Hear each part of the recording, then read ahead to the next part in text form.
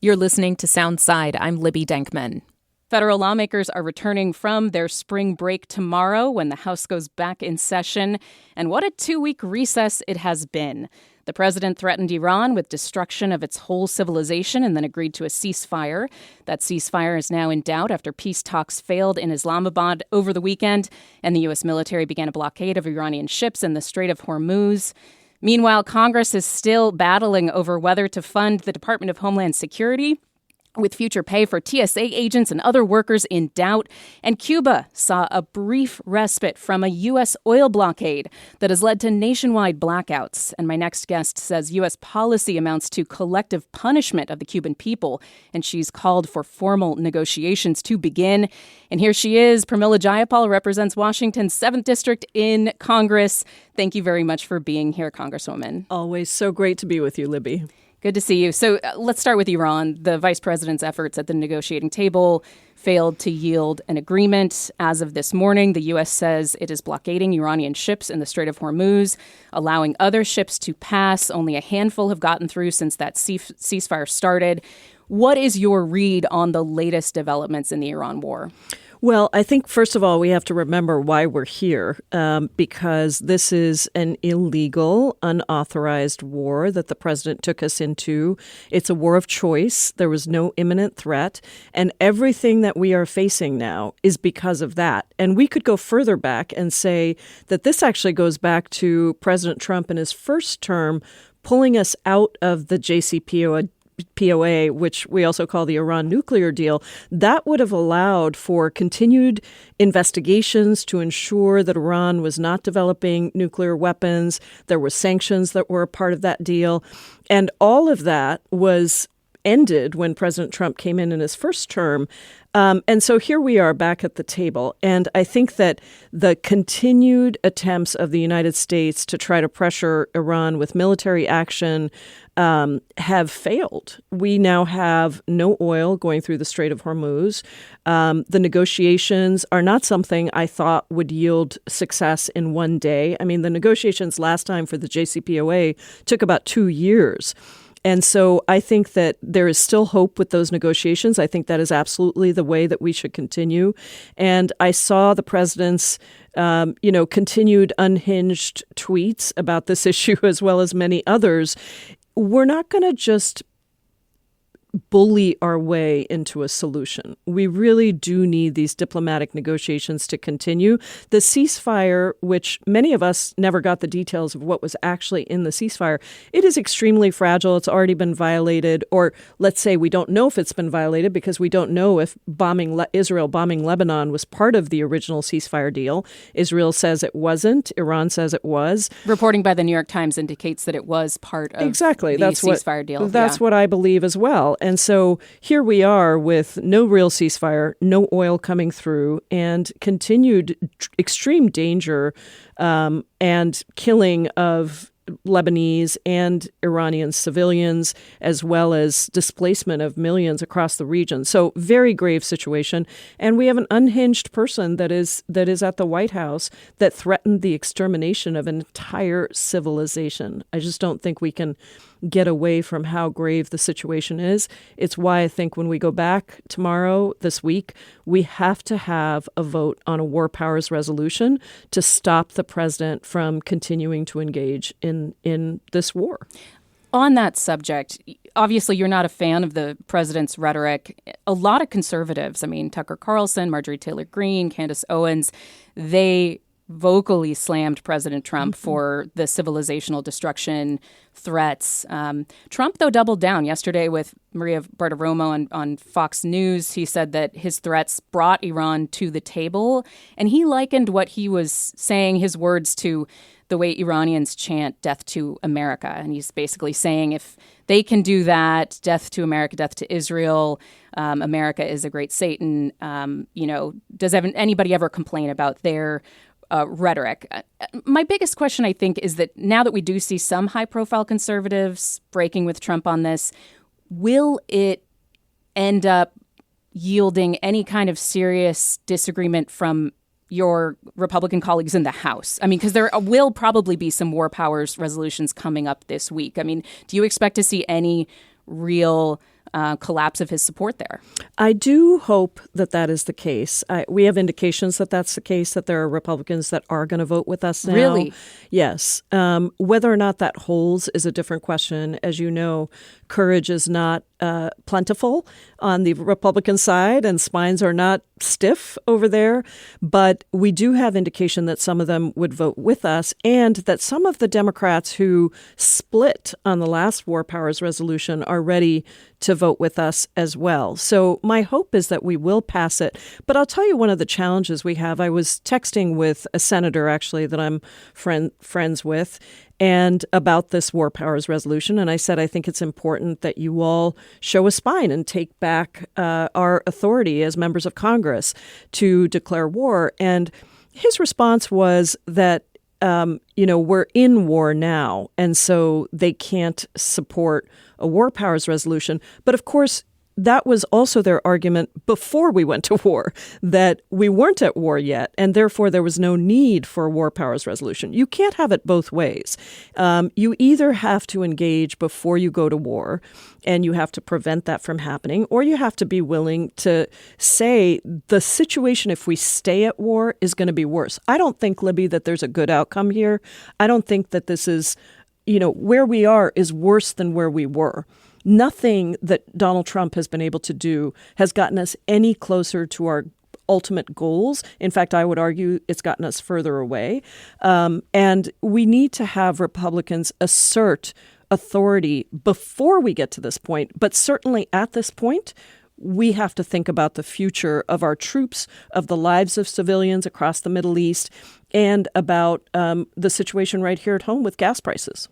So I want to turn to domestic policy because the partial federal government shutdown continues. DHS employees, like TSA agents, have been receiving back pay after an executive order from the president. But DHS warned its employees that last Friday may be the last paycheck that they see without any new funding. There is this Senate proposal which would fund DHS through September, except for ICE and CBP. The House, Mike Johnson couldn't get support for that. Then he said he was kind of rejecting it. Then he was for it. It seems like he's all over the place on it. What do you expect to see happen when the House is back in session on this shutdown? Is there going to be any movement on that? Well, your description of Mike Johnson being all over the place on it is exactly right. I mean, this was a unanimous Senate proposal that came over because it became clear that they were not willing to make the critical reforms that we need to have to ICE and CBP. And Democrats, thank you to Democrats in the House and the Senate who held the line and said, we're not going to fund not a penny more to ICE and CBP without these major reforms. So it was at a standstill, but Democrats have said for many, many weeks that we would fund everything else in DHS. And so the Senate wisely said, we'll take it. We will take funding the rest of DHS. And in a unanimous consent vote in the Senate, they passed that. They sent it over to the House, and a couple of Republicans diverged. And because Mike Johnson is worried about his speakership and keeping his speakership, he didn't bring it to the floor. If he had brought it to the floor, it would have passed with Democratic and Republican votes. Then he flipped and said, well, we're going to vote on a different proposal. It's actually the same proposal, the proposal he said we were going to vote on. So the question is, does he bring it to the floor for a 2/3 vote on the suspension calendar? Or does he try to get it through the Rules Committee? And the Rules Committee is going to be tough because it's got some of those Freedom Caucus members that could block it. But I do think that that is the only solution here because we're not going to cave on funding ICE and CBP without major reforms. We're not going to be a part of allowing those agencies to continue to kill Americans. Let me ask you about that, though, because now there's talk about a reconciliation process for just the CBP and ICE component of that. Now, that'll be complicated because the Republicans in the Senate have a lot of other priorities, and bringing forward the reconciliation process might affect their ability to do this, voter changes in the SAVE Act and other stuff. And elections are coming. They don't want to take these votes right before the midterms happen. But if the Senate is able to get this reconciliation package going, which would fund ICE and CBP skirting the filibuster, so doesn't need Democratic supports in the Senate, it doesn't have any of those policy changes. So would this be, like, what's at stake for Democrats right now? Would this be a failure if that's what Republicans are able to achieve here? Well, I'm not sure that they can achieve it. I mean, a reconciliation package is very difficult to achieve for all kinds of reasons, including that you can't have any policy in there. And it's going to be very hard to keep the conservative MAGA Republicans away from policy asks in that bill, not to mention that they want to fund a lot of other things. So let's see if they can get it done. But you know what, Libby? I think it's very difficult to explain to the American people why Democrats would agree to do something that we have morally, legally, politically said is wrong.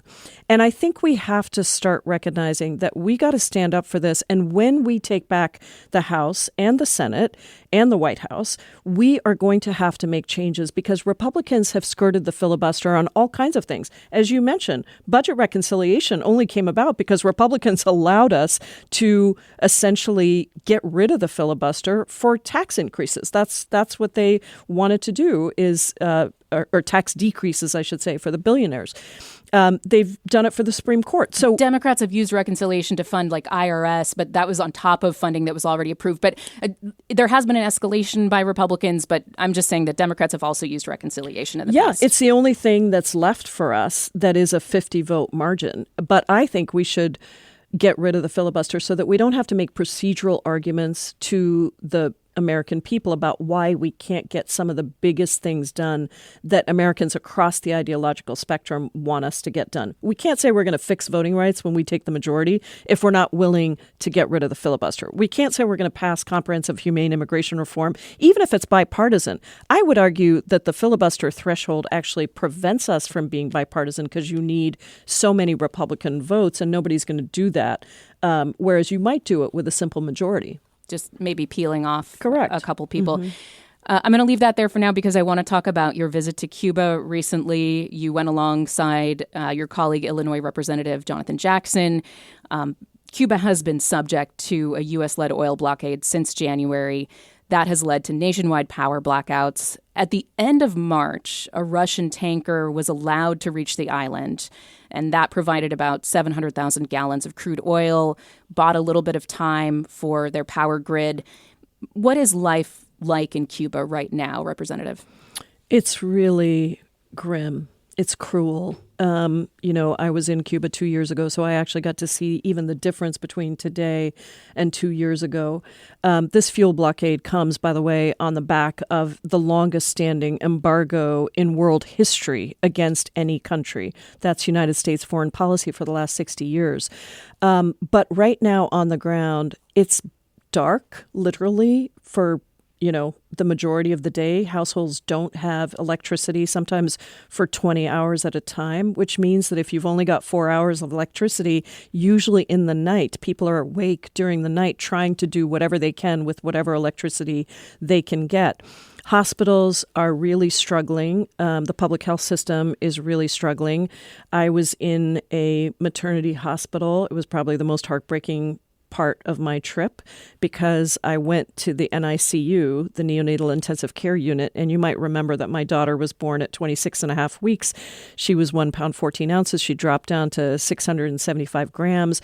I know what it takes to keep those babies alive, and it is a lot of machines that operate on electricity. And Alejandro was a little baby that was 1,000 grams that I met in the NICU that was just lying there completely wrinkled and barely able to stay alive with no knowledge that that incubator was going to continue to work. We saw a room of incubators that had blown out because of the switch from regular electricity to the generator. So there were only 4 incubators working.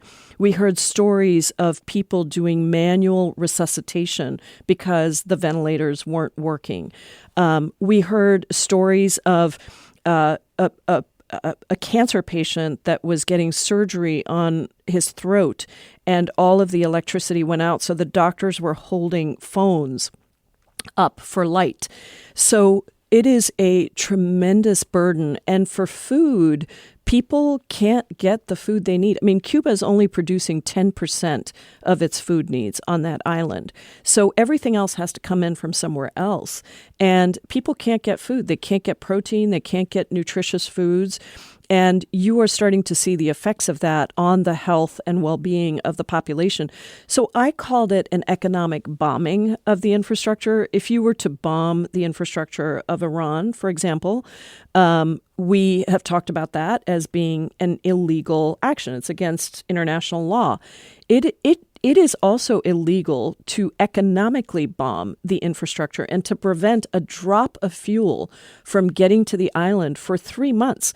The Russian tanker had arrived a day or two before we got there, and that would provide maybe 10 to 14 days of fuel. Now, following that Russian tanker arriving, Trump did kind of reverse himself and say he was open to oil from anywhere. So my hope is... Yeah, he said people have to survive. He did. So it seemed like the message might have gotten through to him that this was going to be mass death or starvation. Yes, yeah. And imagine a country 90 miles south of our border completely dissolving, and what would happen to the people there.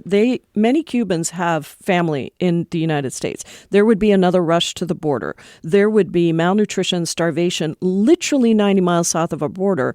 And if we were to take military action against Cuba, which Donald Trump has threatened to do, to take Cuba, in quotes, imagine bombing a school in Cuba. People think the bombing of the school in Iran was terrible, but honestly, it's far away. So for some people, they're not seeing the effects of that. You bomb a school in Cuba, those are kids of people who have family in the United States. So I think the effects of a failed country are substantial, but we just have a couple minutes left, Congresswoman, so I want to ask you, what do you want to see next? Because you've called for negotiations. You met with President Diaz-Canel, on your last trip. Obviously, Secretary of State Marco Rubio has said that he wants to see a change of the government system there. It is a repressive regime. It is a regime that, clamps down on opposition, jails journalists, things like that. What do you think needs to happen in order to find a resolution here? I think we need country-to-country negotiations. Everything that's on our agenda, including the political prisoners, including economic liberalization, should be on the table for us, and the Cuban government should have their list of things. And I think that is the only way forward. And there's tremendous opportunity, Libby. They developed an Alzheimer's treatment in Cuba that's been incredibly effective. Imagine if 9 million Alzheimer's patients in the United States had access to that treatment. Imagine if our state, Washington State, could export agricultural product to Cuba. There's many benefits for the American people. The way to get there is through a real diplomatic negotiation. And I think Cuba is in a very different place than it's ever been. There is liberalization. There is change there. The government knows that they need to make change. And I think we can get there with tremendous benefit for the Cuban people and for the American people.